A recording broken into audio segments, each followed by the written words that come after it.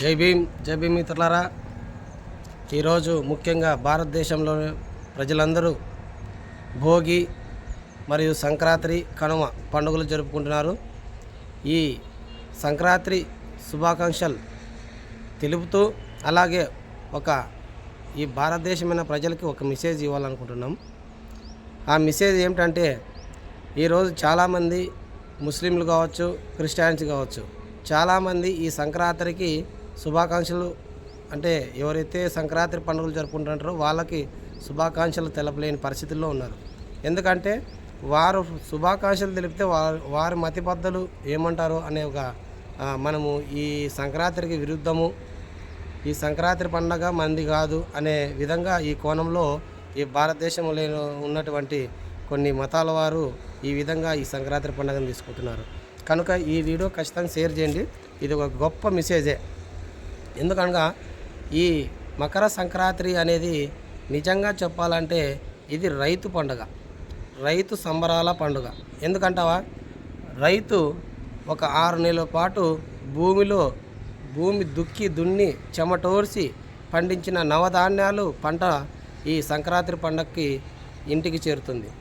కాబట్టి ఈ సంక్రాంతి పండుగ నవధాన్యాలు పండించిన రైతు పండుగ, ఈ ధాన్యం ఏదైతే ఉందో ఆ ధాన్యం అంతా మన ఇంటికి చేరడం జరుగుతుంది. కాబట్టి ఆ రైతు ఇంటికి చేరిన సంబరంతో ఆ నవధాన్యాలన్నీ అంటే ఎద్దును పట్టుకొని వస్తుంటారు చూడు, ఇలా చాలామంది మన పిల్లలకి తెలియజేయాలి.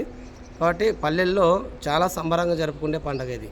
ఎందుకంటే ఆ నవధాన్యాలు వచ్చిన తర్వాత ఆ ఇంటిలో ఒక క్రాంతి అనేది ఏర్పడుతుంది. ఆ క్రాంతి వల్లే రంగుల కలర్లు ముగ్గులు వేస్తూ బొబ్బెమ్మలు పెడుతూ తర్వాత సంబరాలు జరుపుకుంటూ వారి బంధువులు ఎక్కడైతే ఉన్నారో కుటుంబీకులు, తర్వాత వారి అల్లుళ్ళు, బిడ్డలు ప్రతి ఒక్కరిని ఆ రైతు ఇంటికి ఆహ్వానించుకొని ఆ నవధాన్యాలు పండిన సంబరంతో ఆనందంతో తన కష్టాన్నంతా మర్చిపోయి ఈరోజు మకర సంక్రాంతిగా, క్రాంతి సంక్రాంతిగా ఆ రైతు జరుపుకుంటున్న పండుగే ఈ సంక్రాంతి పండుగ.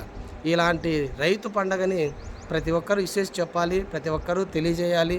తర్వాత ఇక్కడ కుల మత భేదం అనేది ఎక్కడ లేకుండా ఈ మతానికి అతీతంగా జరిగేది రైతు కష్టమైన పండగ, రైతుకు కష్టాన్ని తీర్చిన పండగ ఈ మకర సంక్రాంతి. ఈ కనుమని, ఈ సంక్రాంతిని, ఈ ప్రతి ఒక్క భోగిని వచ్చే సంవత్సరం కానీ పిల్లలకి తెలియజేయండి. ఇంకోటి ముఖ్యంగా ఏమిటంటే నేను చెప్తున్నా అంటే, ఎవరైతే ఈ మతాచారులు ఉన్నారో మతాలకి అతీతంగా ఈ పండుగ జరుగుతుందని తెలియజేయండి.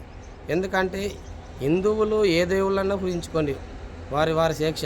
తర్వాత అయితే క్రిస్టియన్స్ కూడా అంతే, వారి శిక్ష గురించి, ముస్లింలు వారి శిక్ష. కానీ ఇది మనం అందరికీ ప్రతి ఒక్కరికి కావాల్సిండేది అన్నం అంటే నవధాన్యాలు పండించిన, ఇప్పుడు రాగులు కావచ్చు, జొన్నలు కావచ్చు, సద్దలు కావచ్చు, రైస్ కావచ్చు, ప్రతి ఒక్క నవధాన్యాలని మనం తినాల్సిన పరిస్థితి ఈ మానవ శరీరానికి ఉంది. కనుక ఈ రైతు కష్టానికి విలువైన సంబరాన్ని ఇచ్చే ఈ కనుమ సంక్రాంతిని ఖచ్చితంగా క్రాంతి సంక్రాంతిగా ప్రకటించి, రైతు సంక్రాంతిగా ప్రకటించి మనం ప్రతి ఒక్కరూ తెలియజేస్తూ ఎలాంటి మతాచారాలు రుద్దుకోకుండా ఈ పండుగని రైతు సంక్రాంతి పండుగ జరుపుకోవాలని చెప్పేసి ఈ దేశ ప్రజలకి తెలియజేస్తూ జై భీమ్, జై భారత్.